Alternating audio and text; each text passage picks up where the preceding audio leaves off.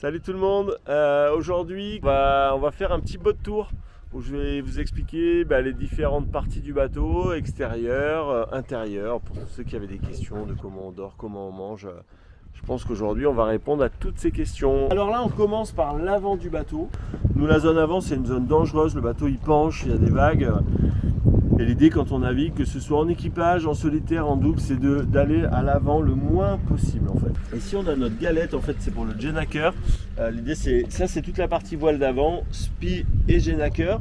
Donc là on a la galette avec l'enrouleur qui nous revient, tout revient au cockpit en fait sur un bateau, sur un Figaro.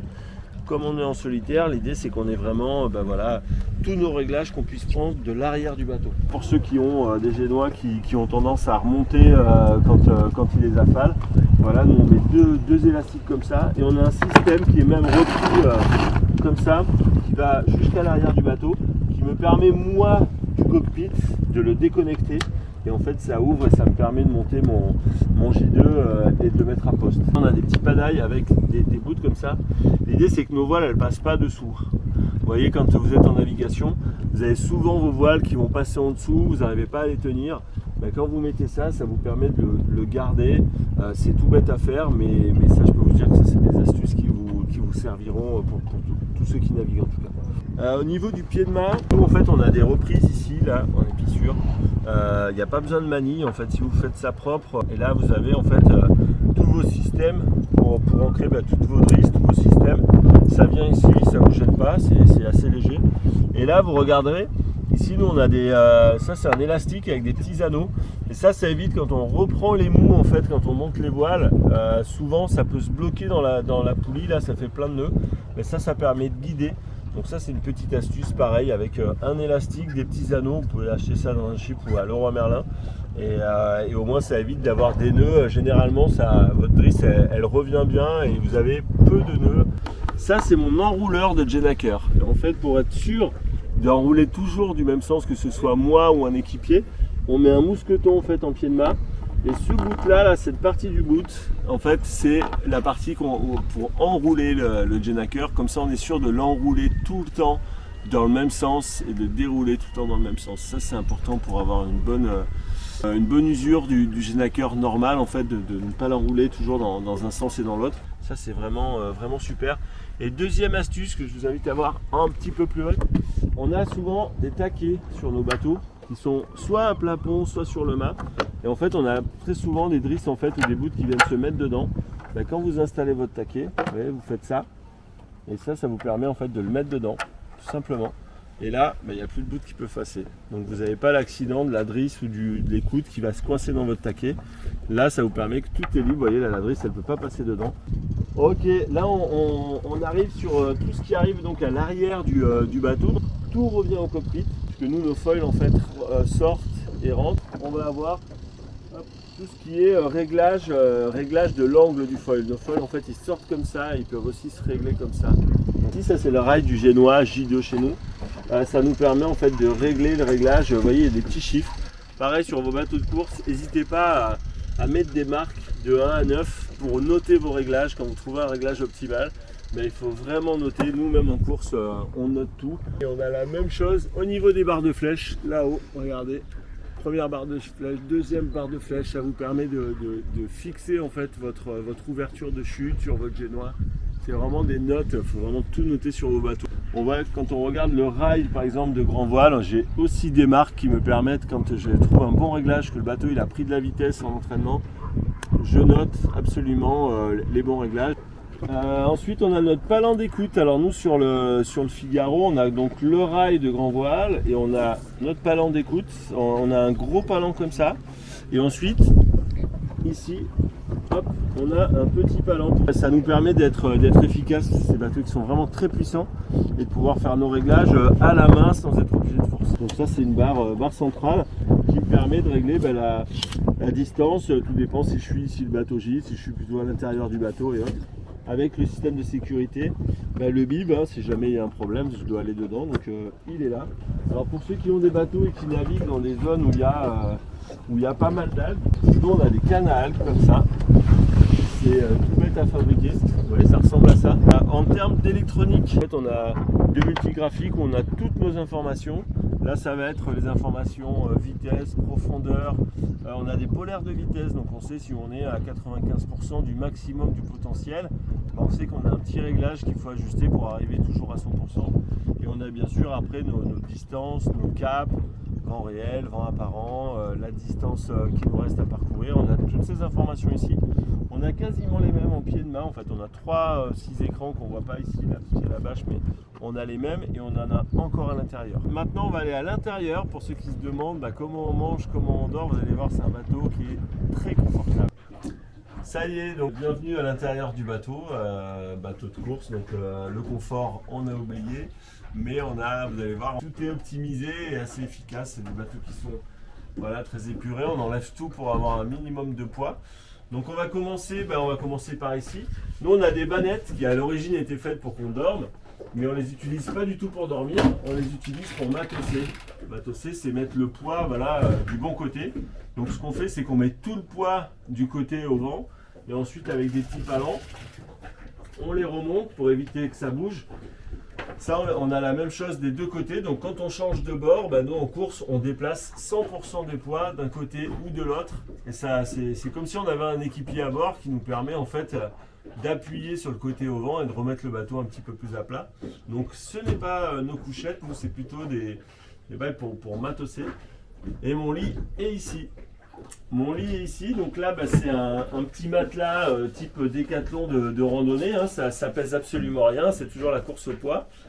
Un coussin, moi c'est un petit coussin de plage que j'ai trouvé avec des petites billes de polystyrène à l'intérieur, donc c'est super agréable et super utile pour mettre la nuque. Et ça, j'ai découvert ça. Pour ceux qui ne connaissent pas, c'est une petite toile qu'on met normalement pour la condensation dans les bateaux de croisière sous les matelas. Mais en fait, ça c'est vraiment magique parce que vous pouvez appuyer, c'est impossible de rapprocher les deux éléments. Donc vous n'avez jamais d'humidité quand vous dormez ou quand vous êtes assis. Vous mettez ça sous les fesses ou quand vous dormez, vous n'avez pas d'humidité, vous avez l'air qui passe, vous avez vraiment un confort, ça fait comme un petit amortisseur. Et c'est vraiment super agréable, si on peut parler bien sûr d'agréable. Donc mon lit, il est soit d'un côté, soit de l'autre, suivant l'allure où on est, ou le côté où je dois me positionner pour être au mieux. Mais en tout cas, moi ma position, c'est plutôt soit allongé, ou alors, quand je suis sur l'ordinateur, je suis plutôt comme ça. Hop, on a un ordinateur qui peut pivoter dans les deux sens. Et là, généralement, je me cale comme ça, et ça me permet d'avoir vraiment toutes mes informations en permanence. Donc j'y suis, j'ai beaucoup de personnes qui me demandaient où était la cuisine. La cuisine, elle est ici. Hop. Ouais, ça c'est un jet ball, c'est utilisé dans les randonnées. On a rajouté cette petite poignée qui me permet de le mettre de n'importe quel côté et de le fixer avec une bouteille de gaz. Et l'idée, c'est surtout essentiellement de faire chauffer de l'eau. Et ensuite, pour manger, on a ces petits sachets. En fait, là, c'est crème brocoli. On a soit des soupes, soit des pâtes. Et l'idée, c'est qu'on fait chauffer l'eau et ça nous sert un petit peu d'assiette. Quand vraiment je veux manger quelque chose de consistant, j'ai cette petite boîte. On évite quand même les assiettes parce que les assiettes plates, ce serait pas possible. Pour boire, on n'a pas de bouteille en plastique, on a plutôt des gourdes comme ça. Déjà parce que comme ça, même si ça vole dans le bateau, il n'y a pas de problème, ça va pas s'ouvrir, ça va pas se casser. Ça, c'est un bidon d'eau de survie. L'idée, c'est qu'on a un poids limité et on doit avoir 9 litres d'eau avant le départ de la solitaire. Dans ce bidon, c'est au cas où si on n'a plus d'eau vraiment en gourde et qu'on a sous-estimé notre besoin en eau, on a toujours une dizaine de litres d'eau pour nous permettre de rentrer. Au niveau de la lumière, pareil pour les périodes de nuit, on va avoir soit en fait moi j'ai cet halogène qui est hyper pratique parce qu'il est rechargeable. Donc l'idée c'est je peux pas dire je suis en panne de pile puisque là on a des systèmes pour les recharger. La nuit j'éclaire sans problème mes voiles et c'est vraiment très pratique. Et ça se range bien comme ça, vous le calez là et ça bouge pas. Ce qui est important quand on fait des courses, que ce soit en équipage, en double ou en solitaire, c'est d'avoir une routine et avoir vraiment ses emplacements. Moi, ma cuisine, elle est placée là, elle n'est pas placée à droite, à gauche, elle n'est pas rangée dans des endroits différents pendant la course. Elle reste là. Lui, je sais où il est, je peux les yeux fermés aller le chercher. La frontale, elle est rangée là-bas avec des différents éléments. Mais je peux y aller en pleine nuit en étant fatigué. Je vais savoir exactement où c'est rangé. Donc ça, c'est important. Pour mon gaz, là, j'ai mon petit briquet. Il est là. Il ne va pas se balader dans un sac à me dire où c'est qu'il est le briquet. Non, il est là. Et il est toujours rangé là pendant toute la durée de la course. Ça, c'est vraiment important si vous voulez être performant en course. Quand vous préparez vos bateaux, vous décidez un endroit où vous allez ranger le matériel et vous en dérogez pas. À chaque fois, vous le rangez au même endroit. Et une solitaire, une étape, c'est 4 jours, 4 nuits. Et je peux vous dire qu'au bout de 3 jours et 3 nuits, si vous commencez à chercher vos cuillères et tout, là, ça va être très très long. Vous pouvez être malade. Voilà, ça, c'est une règle de base vraiment à bien utiliser. On a là notre réveil. Alors, je peux vous dire que celui-là, il fonctionne vraiment très très bien. C'est un réveil qu'on règle nous sur à peu près 15 minutes. L'idée c'est de faire des siestes de 15 minutes toutes les 4 heures et éviter de dépasser ces 15 minutes pour toujours recharger un petit peu les batteries mais pour pas tomber dans un sommeil profond qui serait en fait dévastateur pour la suite puisqu'après quand vous avez passé ces 20 minutes, vous n'avez qu'une envie c'est de dormir 6 heures alors que quand vous maintenez 15 minutes c'est bon, vous avez rechargé pour les 4 heures à suivre. On a le téléphone Iridium, ça c'est, nous on n'a pas le droit d'avoir des communications internet en course, mais ça permet au directeur de course de pouvoir nous contacter en cas d'urgence. Ça c'est notre balise de détresse, donc là c'est la balise du bateau. C'est s'il y a un problème, je déclenche la balise pour déclencher les secours. Sur moi, j'ai 2 balises en plus moi. J'ai une balise AIS, ça c'est si je tombe à l'eau, je la déclenche. Ça prévient tous les autres sur l'AIS. Et ensuite j'ai une deuxième balise sur moi.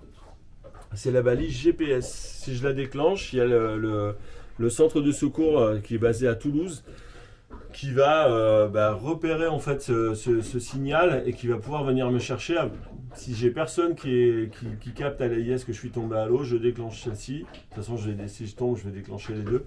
Et là, donc c'est système GPS et ça, c'est système AIS. Donc que vous soyez coureur amateur, professionnel ou autre, il y a des petites balises maintenant qui existent comme ça, qui font AIS et GPS. Mais ça, c'est une obligation. Vous pouvez la mettre dans votre gilet, comme ça, au moins, vous êtes sûr de l'avoir sur vous. Moi, souvent, je mets celle-là dans le gilet et je mets celle-là dans ma salopette. Et si je me change, je change forcément. Mais ma salopette en course, je ne l'enlève jamais. Donc forcément, je sais que je vais avoir ça dans mon gilet et ça dans ma salopette. Ça coûte 200 € et ça vous sauve la vie. Donc pour moi, il n'y a pas à discuter. Si vous partez au large, même si ce n'est pas marqué dans vos règles de sécurité, de course et autres, c'est juste de la survie. Et nous, ça, on n'hésite pas, les professionnels, même quand on ne nous le demande pas. De toute façon, on les a quand même sur nous. On ne veut pas tomber à l'eau. Et si on tombe, on veut pouvoir déclencher les secours. Ensuite, on a, comme à l'extérieur, on a un écran multigraphique qui va nous donner des informations au niveau du vent, au niveau pareil de notre vitesse et autres. C'est les mêmes qui sont à l'extérieur. Comme ça, l'idée c'est que je sois à l'intérieur ou à l'extérieur, je vais avoir en permanence toutes mes informations. Là, je vais avoir mon contrôle batterie ici. L'idée c'est qu'on a une batterie pour le moteur et une batterie de bord. Et l'idée c'est de toujours savoir si on a une puissance qui est correcte pour l'utilisation de tous les instruments, y compris le pilote automatique qui consomme beaucoup. Et à ce moment-là, si on a un problème de batterie, on a un moteur, on est plombé, mais on peut quand même l'allumer et accélérer sans embrayer et ça nous recharge les batteries assez rapidement. Et ensuite, on a tout ce qui est VHF, AIS, bien sûr, pour communiquer avec le comité de course, communiquer avec les autres bateaux, les cargos, et communiquer avec des concurrents, éventuellement, pour discuter. Sachant que sur la solitaire, on peut discuter, mais on ne peut pas donner d'informations sur la météo, sur est-ce qu'on est fatigué, pas fatigué, j'en peux plus, je suis fatigué. S'il y a un coureur qui nous dit « t'inquiète pas, ça va aller », ça s'appelle de l'assistance. Parce que c'est de l'assistance mentale et ça c'est un petit peu interdit. Donc ça c'est surveillé par la direction de course et par les autres coureurs. On peut discuter de tout et de rien, mais pas du mental, pas de la stratégie et pas de la météo. On a pour tout ce qui est sécurité aussi une TPS. Elle est rangée ici. C'est ma combinaison de survie. S'il se passe quoi que ce soit, que je suis en détresse, je balance la balise, je prends ma combinaison de survie, je l'enfile.